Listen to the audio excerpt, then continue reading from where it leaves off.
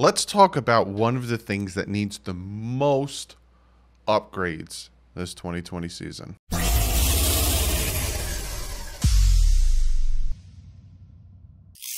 What is up, Finn fans? We are talking offensive line battles. This needs to be hopefully a very entertaining and good battle because it was bad last year. But before we jump into that, I always say this. You ever notice that all these videos, I'm like, this is what we're going to talk about. But before that, I sound like a stupid TV show. But seriously, before we jump into talking about, the camp battles for the offensive line, there's a few updates with what's going on with the NFLPA and the NFL and preseason and training camp and all that stuff. And I also want to let you guys know that this Saturday, 1 p.m., I will be going live Eastern Standard Time. So I will be live Saturday, 1 p.m. I think I'm going to do one of the camp battles live with you guys Saturday, 1 p.m. So again, hope to see you guys there live Saturday. But there were some updates, right? There were some updates with the NFLPA and the NFL, right? So there's going to be no preseason. Tom Pelissero came out and says updates from NFL calls with players tonight. There's going to be no preseason. It's kind of like, the NFL came back and said, hey, if you guys watched my video yesterday or Monday night, no preseason. There's going to be no preseason. Union's still pushing for a longer revamp period.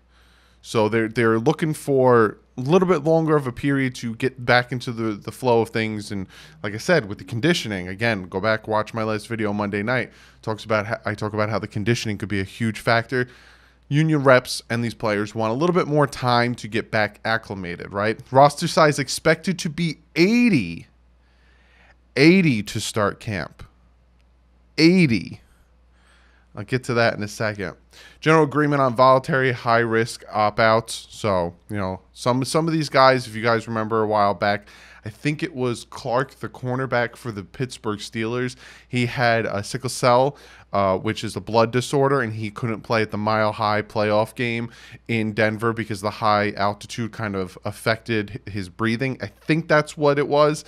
I'm not 100%, but there's certain players that do have some type of genetic disorder or some type of high risk that they do have an option to opt out on the season, being that, you have a higher risk of, getting seriously ill. Why couldn't I get ill out? And then the last thing is a general agreement on stipends if game is lost. And what does general agreement mean? It means an opt-out and stipend details are still being finalized, i.e. Qualifies high risk, may, how much they're paid, but the NFL and NFLPA have agreed on the concept. Those will exist. So, it's kind of like I want to play, but I can't because, I have pre-existing conditions and this and that. NFLPA and the NFL are talking about giving them some type of stipend, aka some type of payment, because they want to play and they can play if there wasn't something going on in the world. But back to the 80 players going into training camp. The 80-team roster. He also says NFL Management Council executive committees have not yet signed off on the 80-man roster. Per source, there was discussions on giving teams options of keeping 90 and dividing the roster, example, keeping 10 on standby, but Union told players it wanted all teams to follow one rule. So it hasn't been signed on having 80 players go into training camp.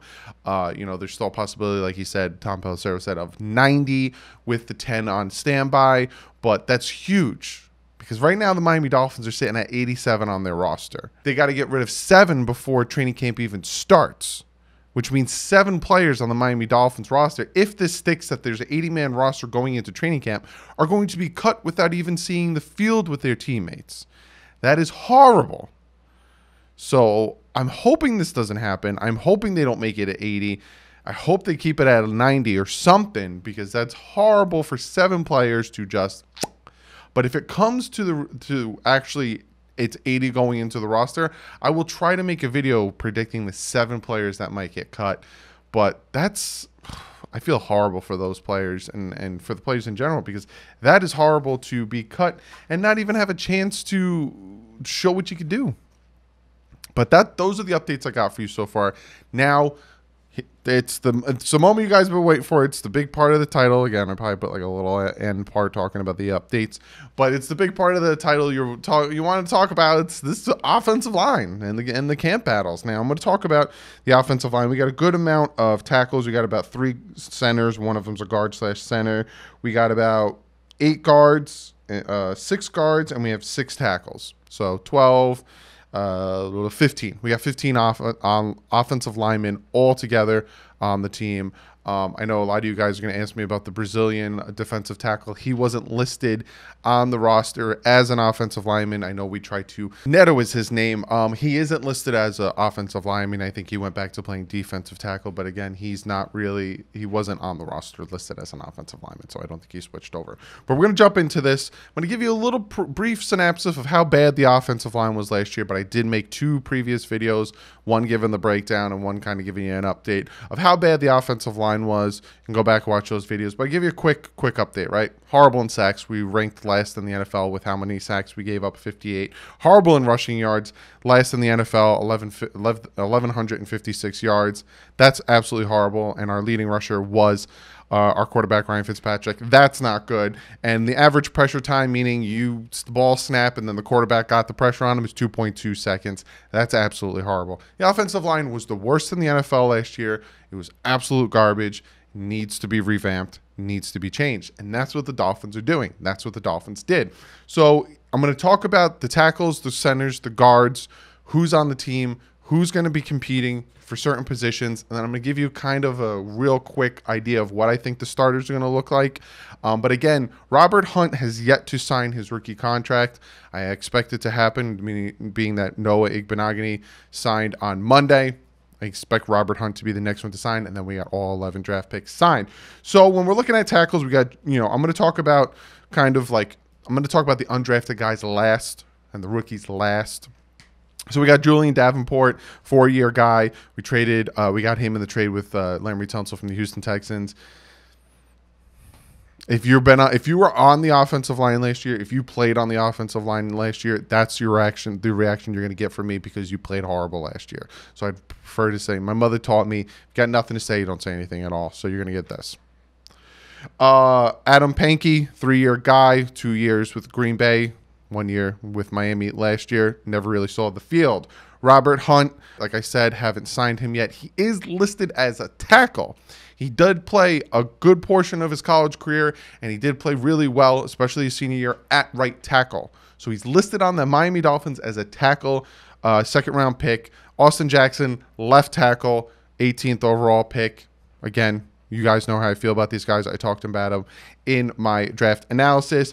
And you got Jonathan Hubbard, undrafted free agent. Nick Kaltmeyer, another undrafted free agent. So when it comes to the tackles, you want to have a good amount of tackles. But when it comes to the tackles, and I look at and I'm going to be blunt, and I'm going to be very honest with you. And I told you that the tackle position scares me. And I told you that the one thing on this team that still scares me from thinking that they're going to be blowout, and the one thing that holds me back is this offensive line. And I'm looking at the tackles we have on the team right now, and there's not one tackle on this team that I'm like, yeah. We got 4 rookies and 2 vets, and the 2 vets are just Julian Davenport and Adam Pankey. Again, my mother taught me. So we really need to hope and pray that Robert Hunt and Austin Jackson can come in and instantly become really good, and instantly not even become like, I don't even need you to be elite. I need you to be solid. I need you to give my quarterback more than 2.2 seconds. I need you to let plays develop. I need you to open up lanes. I need you to, let my running back get to the outside edge if he needs to. Please, for the love of God. Then we got centers. We signed Ted Karras, 1-year deal. He did pretty well last year. 1,041 snaps, 3 penalties, 2 sacks. Not bad. Then we got Keaton Sutherland. Not mixed with Kiefer Sutherland. I say that joke every time I say his name. We got him from Cincinnati in November. And then Donnell Stanley, undrafted free agent. Centers, Ted Karras is going to be the starter. Because if not, why would they bring him in? Because Keaton Sutherland didn't do anything last year. Ted Karras is going to be our center. I'm okay with that. I like the way Ted Karras played on the Patriots. I feel better about the center position. I can breathe. Then we go to the guard position. And again, some of these guys like Keaton Sutherland's a guard/center. Some of these guys could play tackle. And we got Shaq Calhoun, undrafted free agent from 2019 last year. Michael Dieter is a 3rd-round pick from last year. Danny Isadora traded he was drafted to the Vikings in the 5th round. We traded 7th for him in 2019. Then you got Jesse Davis. You all know about Jesse Davis. You all know about this. And then we got Eric Flowers. Signed him in this past offseason, and then the 4th-round pick, Solomon Kinley. Now, when it comes to the guards, Eric Flowers, I really like his improvement from tackle to guard. You guys know how I feel about him when it comes to my free agent analysis of picking him up. So, offensive line as a whole right now, and I'm looking at the, 16 guys or however many, 12, 15 guys we have on the offensive line right now. There's some good guys on here. Like I said, Eric Flowers is solid. Jesse Davis, yes, he had a horrible year last year, but I think if you put him back at right guard, I think it can be solid again. So those are some solid guys. I think Michael Dieter can become a solid guy. He did struggle last year, but I do have a little bit more hope and faith in Michael Dieter to become something. Ted Karras, yes. I'm like looking at this and I'm trying to be super honest with you. Like Shaq Calhoun, just Solomon Kinley again. With Solomon Kinley, Austin Jackson, and Robert Hunt, I don't want to come to any, I don't want to come to any conclusions. Austin Jackson, I love the physicality of him. I love his play. I love his style. He's raw. Doesn't mean that he can't come in all of a sudden, blow it out first year and show the power he has. But I don't know. So that's where my hesitation and my nervousness comes from with this offensive line. With Robert Hunt, Austin Jackson, and Solomon Kinley, I don't know. We don't have OTAs. We didn't have mini camp. We didn't have rookie mini camp. I don't know. It makes me nervous. It makes my stomach. When I look at this offensive line, if I'm going to pick the starting 5 for this offensive line, it's going to be Austin Jackson at left tackle, Eric Flowers at left guard, Ted Karras at center. I'm putting Jesse Davis back at right guard, and hopefully, Robert Hunt can come out and do his thing and start right tackle. Because, again, he played right tackle in college. He played right tackle his senior year. I know I have a few guys saying he's better at guard. He got drafted because of his play at right tackle. So I honestly think the man's going to play right tackle. So I think that'll be that starting 5. Like I said, Jackson, Flowers, Karras, Davis, Hunt. Now, the battle is going to be for all of the positions. I honestly think the only positions that are really locked up, if the Dolphins are smart, is have the vets be on the interior of that offensive line. Have Karras, Flowers, and Davis solidify that interior of the offensive line so you don't get that pressure up the middle. That being said, having 2 tackles be raw rookies is also going to cause a lot of problems. But if, like I said, you have Flowers, Karras, Davis in the middle, you can help your outside guys. But again, if Jesse Davis plays better at right tackle than Hunt, then maybe Hunt sits a year, right? Hunt, 2nd-round pick, maybe sits a year. Solomon Kinley goes to right guard, or they put Hunt at right guard, kind of like they did with Laramie Tunsil, where we had Brandon Albert at left tackle. We took Laramie Tunsil, put him at left guard, and he learned from Brandon Albert. Is that a possibility? Do you want Robert Hunt to learn from Jesse Davis? The battle, honestly, is for the exterior. That's where the battle comes in. I honestly think that we'll see who's going to play left and right tackle. That's where the battle is, right? Is Austin Jackson going to come in? Are they going to instantly plug him in starting left tackle? Is he going to show, yes, I'm a little bit raw because I took that year off to help my sister, but I got the physical traits, I got everything, look, and I'm manhandling. Then all of a sudden we're like, okay, well, we found our left tackle. What's going on the right tackle position? Is it between Jesse Davis? Is it between Hunt? Is it between, is one of these guys, Jonathan Hubbard, Nick Coltmeyer, are they going to pop up? Are they going to start having a big impact on that right tackle spot, and it actually becomes a real competition? Same thing with the center position. Will they take Dieter? Do they think, hey, Dieter, let's see what you could do at center? And all of a sudden, Dieter and Ted Karras is this big battle at center. This offensive line was to say to say that the offensive line was doo-doo last year is disrespect to the word doo-doo. It was bad. The reason the Dolphins won 5 games, and I'm not saying that as a positive, right? The reason they won 5 games also had to do with the offensive line. They couldn't run the ball. You would have been surprised last year if the Miami Dolphins had some type of offense. If they had one of their running backs rush for at least 900 yards, they would have won more than 5 games. There were some games that they were in it down the stretch. And I'll bring it up. That Buffalo Bills game in Buffalo, they were in it for a good portion of that game. They were getting after Josh Allen. They were in it. There was one interception, one bad play on the goal line, a touchdown from Preston Williams. Running game started doing its thing, and then it just fell apart. There was a bunch of games that the Dolphins could have won if they just had a running game. Just had a running game. So if this offensive line can just be decent, we could see what we have there. But again, my starters, Jackson Flowers, Karras, Dieter, Hunt, and I honestly think that the biggest competition is probably at the tackle positions. But we'll see. We'll see what happens. Again, I don't know what's happening with how many players are going to bring into camp. I'm hoping it doesn't stay at 80. I hope they just let them bring in their 90 and have a formal camp. But I want I want to hear from you guys. What do you guys think about this offensive line? It was horrible last year, but what do you think of the additions? I do like the additions.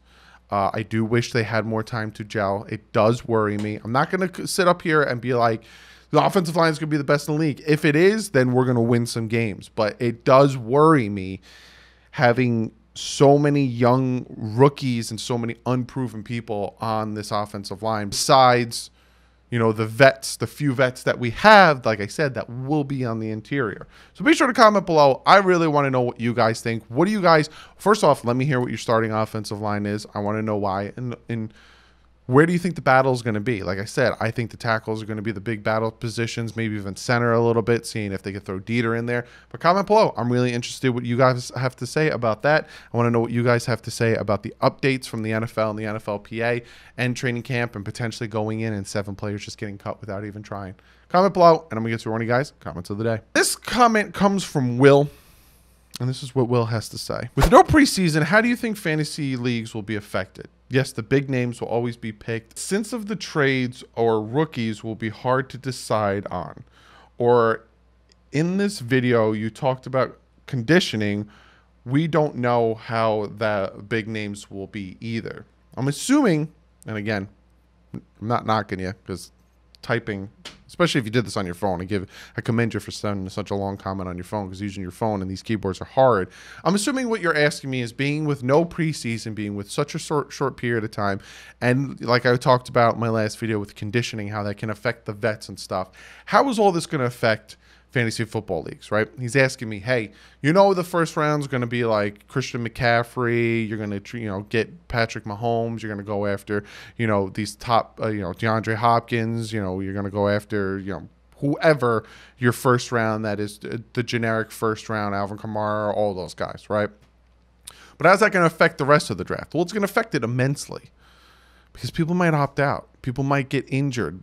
They might get sick, and all of a sudden they're out of game. And you're screwed. Fantasy football is going to take a huge impact this year from the unknown, from the uncertainty of players, of injury, of all of this stuff. Fantasy football is going to be a hard one this year. You're going to see a lot of unknowns potentially have good fantasy years. Also, it might just get cut off because we don't know how the trend's going to go. We don't know when the league's going to start. They could push the league back. They could start October, could be the start of the league, and have less games. We don't know how this is going to start. Like I said, the NFLPA is trying, and the union's trying to get them to give them more time to get back into conditioning so they don't get hurt. So a lot of you guys have been commenting. Don't be surprised if the first Sunday in October is week 1, and they push it back, and then all of a sudden the Super Bowl is not in end of January or February, end of February. A lot of things could change, and it could affect fantasy football in a big way. It can affect the way you draft players. It can affect a lot of things. I'm still going to try to do a fantasy league this year. I usually do 2, but I think I'm going to put my foot down. I'm only going to do 1 league this year. But I am going to try to do a fantasy league, but I don't know when I'm going to start it because I don't know when the season's going to start. I don't know a lot of these things. So, but to answer your question, well, yeah, it's going to have a huge impact, a very huge impact. But, Will, thank you for the comment. Like I always say, be sure to comment below. I love reading your guys' comments. Be sure to check me out on Twitter. Tweeting out like crazy lately. There's a ton of news. Trying to keep updated. As soon as news breaks, as soon as news updates come in, I want to know so I can give it to you guys. So I retweet it, and then I come home, make my notes, and I make these videos for you guys. Hope you guys enjoy it. But yeah, be sure to follow me on Twitter. A lot of you guys have been doing that, and I greatly appreciate that. Also on Instagram. Fan to Fan Network, website's live. So if you want to go check out my content, it's on Fan to Fan Network. Wow, couldn't get that out for some reason. It's fantofannetwork.com. Also, check out dolphinstalk.com. You can also check out my Dolphin content on there. There's a ton of other Dolphin content on there. Very great site. But other than that, I will see you guys Friday. We're done with the offense. We talked about quarterbacks, running backs, wide receivers, and offensive line. I already told you guys tight ends. There's not much to talk about besides Gesicki. It's all doo-doo. Friday, we're going to be talking about defensive line. Then together on Saturday, we're going to talk linebackers. And then on Monday, secondary. And then hopefully camp starts. But other than that, I'll see you guys Friday. But like usual, stay classy. Fins up.